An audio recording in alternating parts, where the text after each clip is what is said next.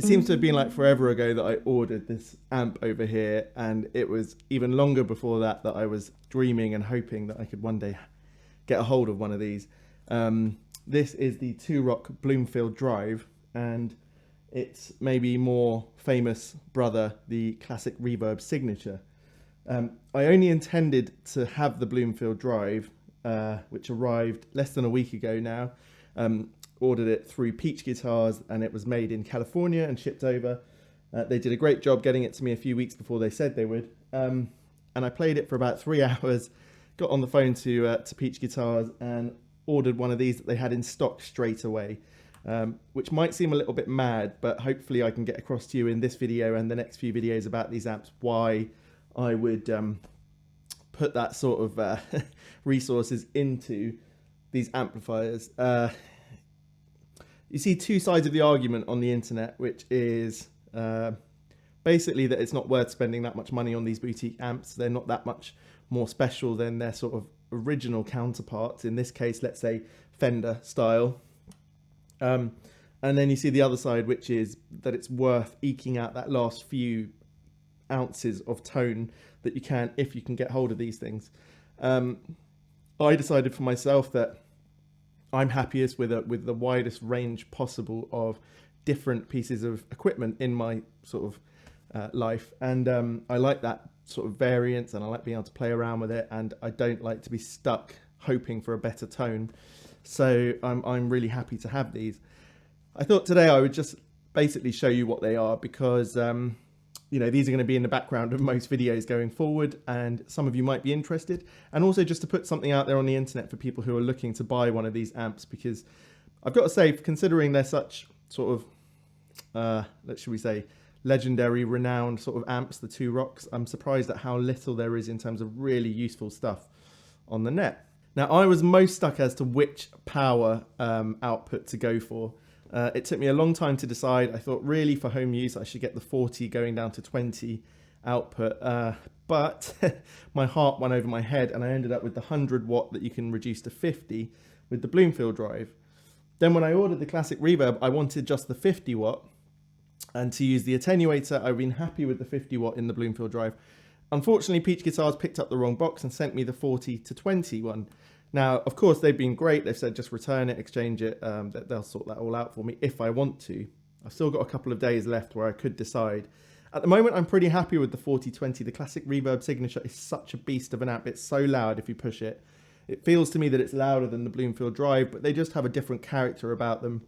The classic Reverb Signature has a lot more of that Fender character. It's really, you're going to see, it's got so many different possible tones that you can get out of the amp.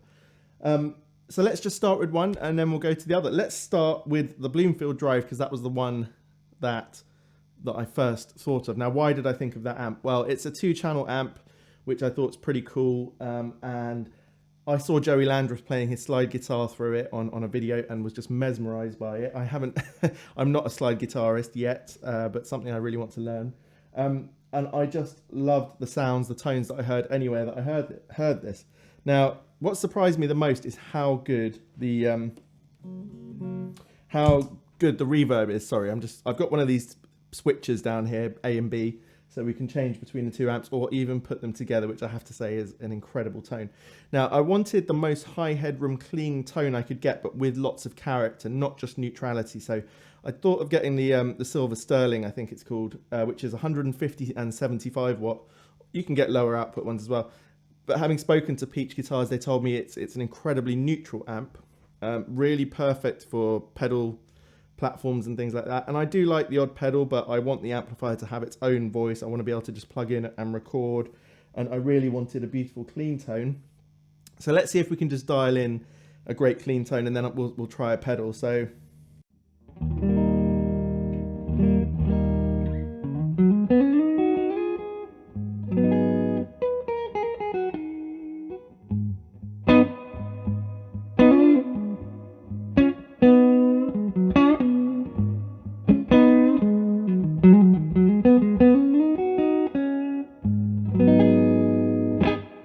So that's got that sort of edgy glassiness to it. You can definitely dial in all sorts of different tones through here.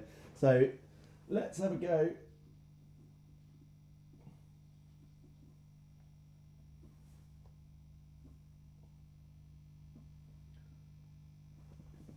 I want that sort of lush tone from here. So I'm in the second EQ setting, which has everything more pushed, more punchy.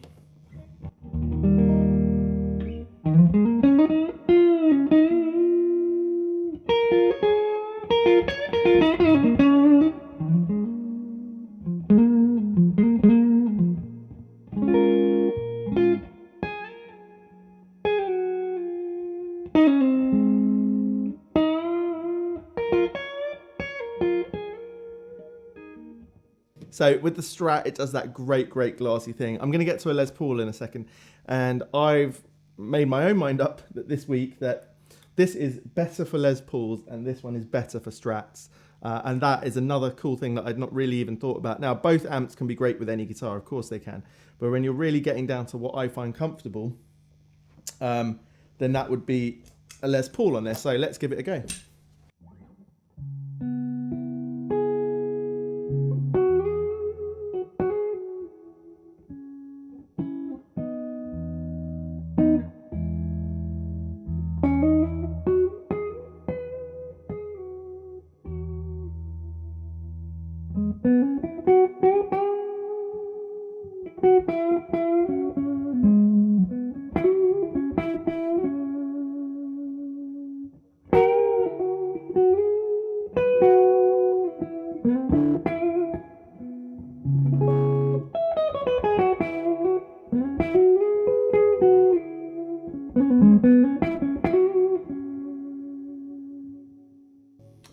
It's just got that incredible roundness of tone, that lushness.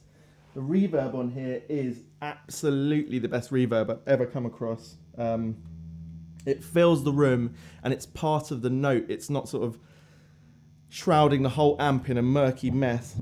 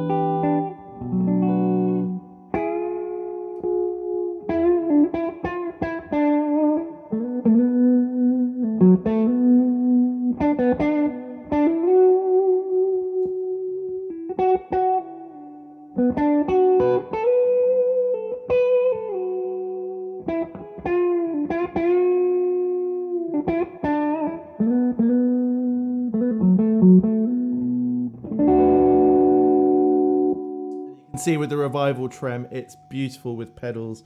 It's the speakers are obviously really gorgeous. They're getting more supple. I've been breaking them in during the week. They were a little bit sort of tight at the beginning.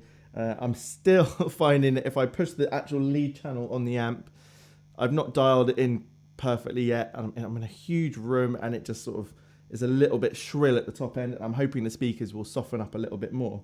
So I don't want to go into every detail about either amp just yet. I'm going to do videos about that. So let's move over now to the classic Reverb. And as I said, this is more of your Fender type amp, but it's got its own thing going on. And what I'll take you through here is the gain structure, which I find most interesting on this amp. But what does it sound like by itself?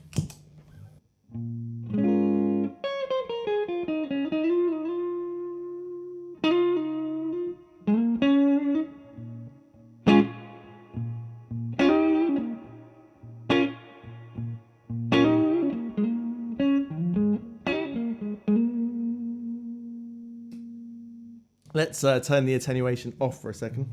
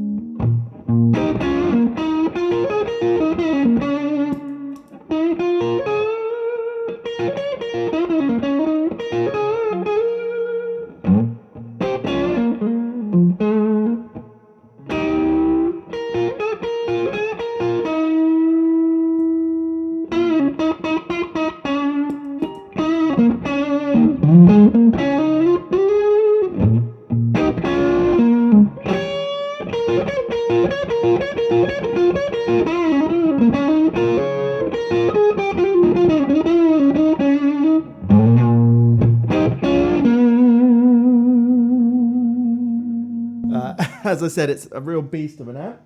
The gain structure is as follows. In the bottom setting, you have their black face Fender sound, so it's reverb down.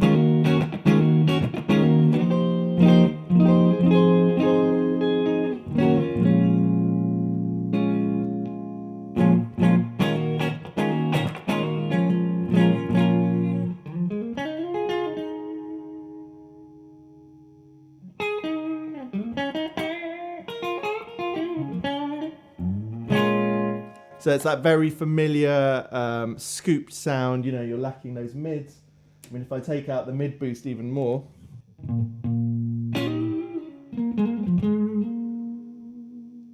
Let's turn this up a bit.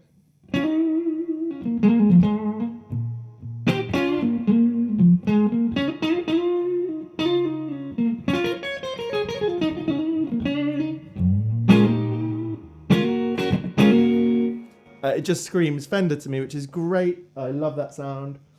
But what's most fantastic with this is that you don't have to stay like that. So then we have the top structure setting, which is the 2 rock sound, which is what the older classic Reverb sounded like anyway.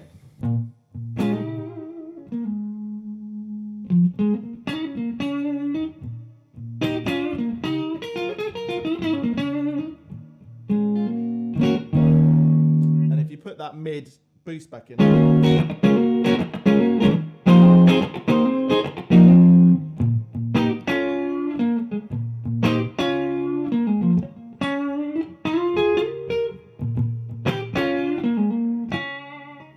And then when you whack on the dualist pedal, let's go for the heavy hand side.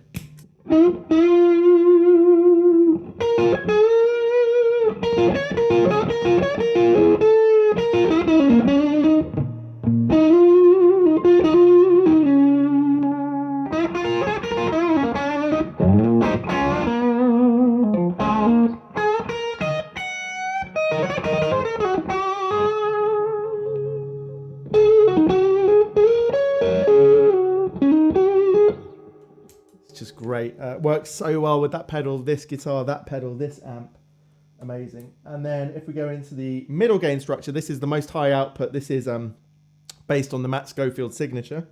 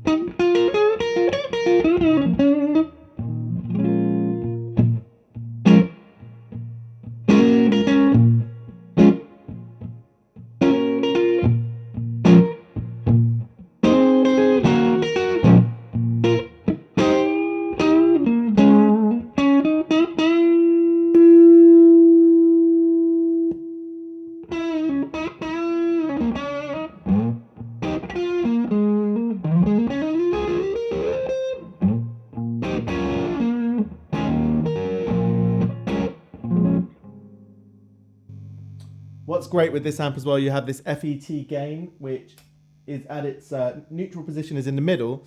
And basically, if you want a clean boost on a, let's say, a lower output guitar, you turn it clockwise. And if you've got humbuckers and they're quite high output, you can turn it anti-clockwise. But you can also just defeat the FET. So you can have that set up as a boost. Because then without it.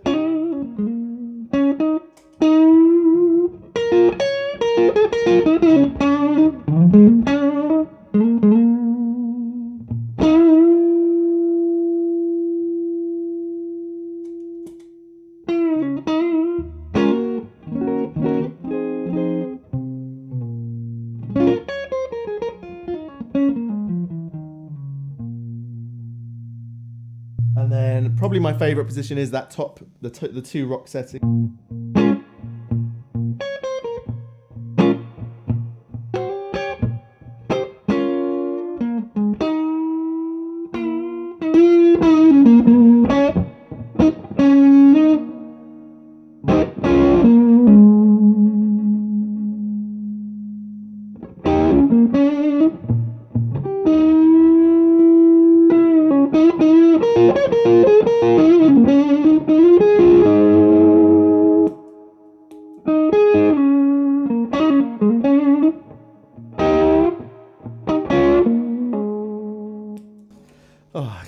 it's so much fun playing with these. So yeah, basically I wanted to introduce them to the channel. I'm going to do a lot of content about these, not because, you know, obviously they're quite niche. Two Rock themselves are a very small production. I think they've got 7 production staff, or total staff perhaps. But I think they're just really interesting. They show the full potential of what boutique amps can be, and I think, you know, boutique amps are definitely a growing segment, and there is a quality difference, there is a feeling difference between this and a stock Fender amp.